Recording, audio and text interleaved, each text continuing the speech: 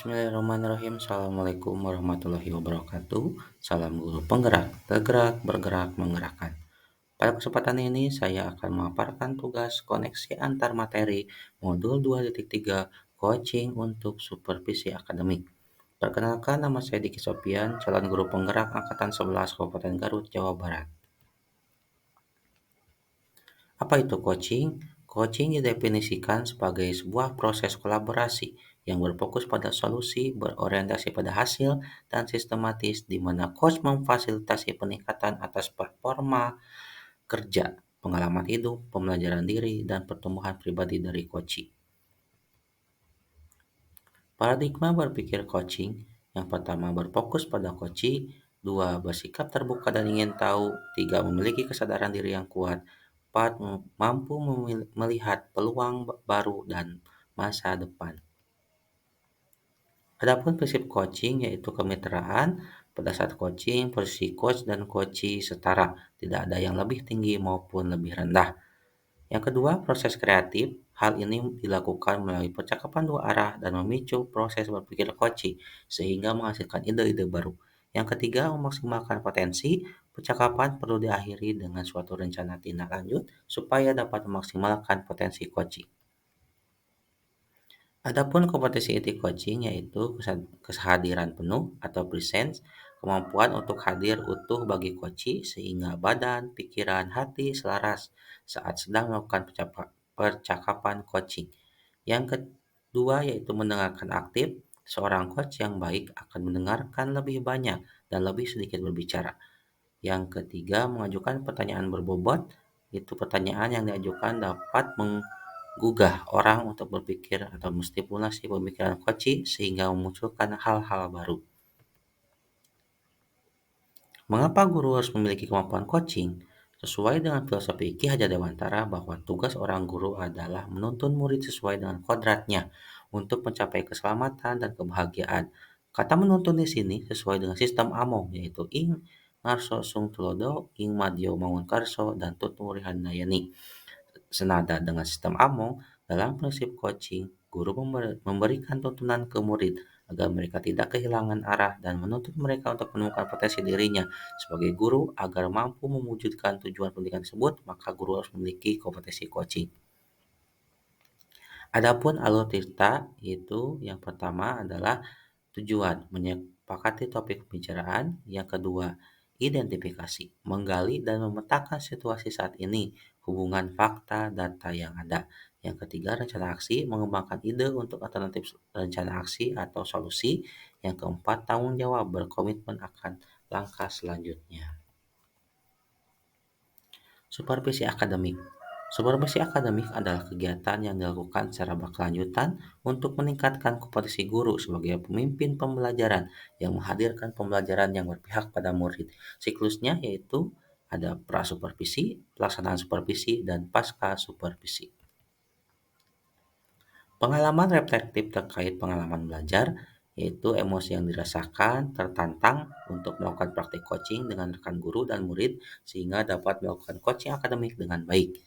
Yang kedua, yang sudah baik atau perlu diperbaiki. Yang sudah baik yaitu memahami materi coaching sehingga mampu mempraktikannya, dan yang masih perlu diperbaiki adalah dalam hal kompetensi mengajukan pertanyaan berbobot. Yang ketiga, implikasi terhadap kompetensi diri, yaitu mengoptimalkan kekuatan diri agar menjadi pendidik yang dapat menjadi coach bagi orang-orang di sekitar.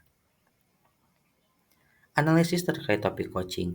Bagaimana penerapan coaching untuk supervisi akademik? Dengan posisi coaching, supervisi akademik fokus pada pemberdayaan untuk mengembangkan kompetensi diri dan kemandirian. Melalui supervisi akademik, potensi setiap guru dapat dioptimalisasi sesuai dengan kebutuhan yang nantinya dapat membantu para guru dalam proses peningkatan kompetensi dalam kegiatan pembelajaran. Bagaimana coaching dalam membangun kemitraan? Kemitraan dalam proses coaching dapat membuka peluang akselerasi kesadaran yang dapat mendorong tindakan aksi yang dilandasi kepercayaan coachee kepada coach. Ketiga, apa tantangan yang dihadapi saat melakukan coaching di sekolah? Banyak yang beranggapan bahwa proses supervisi di sekolah adalah kewajiban pemimpin dalam mengevaluasi pendidik, sehingga proses supervisi dapat dilakukan bersifat satu arah.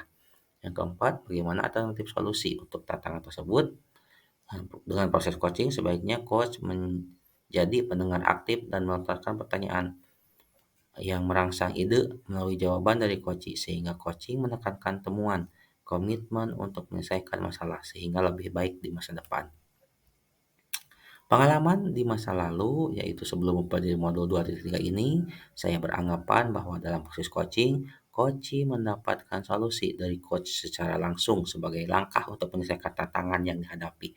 Padahal dalam coaching tersebut adalah untuk memberdayakan coach untuk menumbuhkan kemandirian dan menemukan solusi atas permasalahannya sehingga menjadi pribadi yang kreatif dan berpikir kritis. Pengalaman di masa mendatang, untuk di masa mendatang, jika ada murid atau rekan guru yang menghadapi tantangan atau permasalahan, saya akan melakukan proses coaching dengan alur tirta, tujuan, identifikasi, rencana aksi, dan tanggung jawab, dan menerapkan 3 kompetensi inti coaching, kehadiran penuh, mendengarkan aktif, dan mengajukan pertanyaan berbobot, dengan harapan dapat menggali potensi coaching sehingga dapat menemukan solusi untuk mengatasi tantangan atau permasalahannya. Adapun keterkaitan antara peran kita sebagai coach dengan materi modul 2.1 yaitu pembelajaran diferensiasi, yaitu pada modul 2.1 saya belajar tentang pembelajaran berdiferensiasi, yaitu pembelajaran untuk memenuhi kebutuhan belajar murid. Kebutuhan belajar murid yang paling tidak berdasarkan 3 aspek, yaitu minat belajar, kesiapan belajar, dan profil belajar murid. Dalam pembelajaran berdiferensiasi, guru mendesain pembelajaran berdasarkan kebutuhan belajar murid agar potensi mampu dikembangkan secara optimal. Hal ini sesuai atau erat kaitannya dengan praktik coaching. Sebagai seorang coach, harus mampu mengoptimalkan potensi coaching untuk menemukan rencana solusi dari permasalahan menggunakan alur tirta dan kompetensi coaching yang sudah dimiliki oleh coach.